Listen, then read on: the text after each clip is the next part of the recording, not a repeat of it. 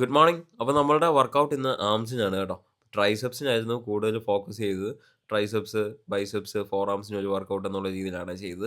അപ്പോൾ വർക്കൗട്ട് ചെയ്ത് വീഡിയോ എടുക്കുന്ന ടൈമിൽ ഇതാണ്ട് അജവിന്ദിൻ്റെ പരിപാടിയാണ് കേട്ടോ ഇതൊക്കെ. അപ്പോൾ ഇന്ന് ആജോമിലും ഭജന്തറും ഉണ്ടായിരുന്നു. സുനിലേട്ടൻ തിങ്കളാഴ്ച തൊട്ട് വരുമെന്നൊക്കെ പറയുന്നു.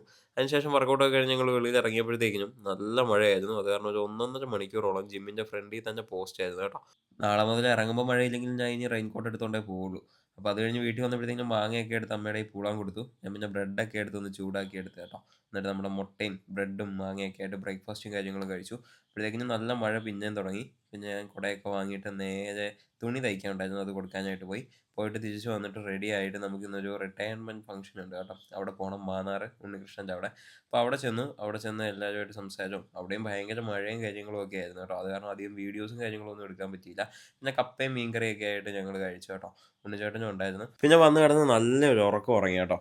ഉറക്കമൊക്കെ ഉറങ്ങി എണീറ്റപ്പോഴത്തേക്കിനും മാളു പിസ്സ ഓർഡർ ചെയ്തിട്ടുണ്ടായിരുന്നു. അപ്പോൾ അമ്മയും മാളും ഒക്കെ ആയിട്ട് പിസ്സയൊക്കെ കഴിച്ചു കേട്ടോ. ഞാൻ ജസ്റ്റ് അതിനകത്ത് ചിക്കൻ പീസൊക്കെ എടുത്ത് കഴിച്ച് നോക്കിയേ. നല്ല ടേസ്റ്റും കാര്യങ്ങളൊക്കെയാണ്. നമ്മുടെ സ്മോക്കിംഗ് സീന്നാണ് ഓർഡർ ചെയ്തത്. പിന്നെ കുറച്ച് സമയം ടി വി ഒക്കെ കണ്ടു കഴിഞ്ഞിട്ട് നമ്മുടെ നൈറ്റിലേക്കുള്ള ചിക്കനും റൈസും ഒക്കെ പ്രിപ്പയർ ചെയ്ത് എനിക്കിപ്പോൾ ഒരുപാട് ഇഷ്ടപ്പെട്ട ഒരു വിഭവമാണ് ചിക്കൻ റൈസ്, പിന്നെ അതേപോലെ തൈരും ഒക്കെ ആയിട്ട്.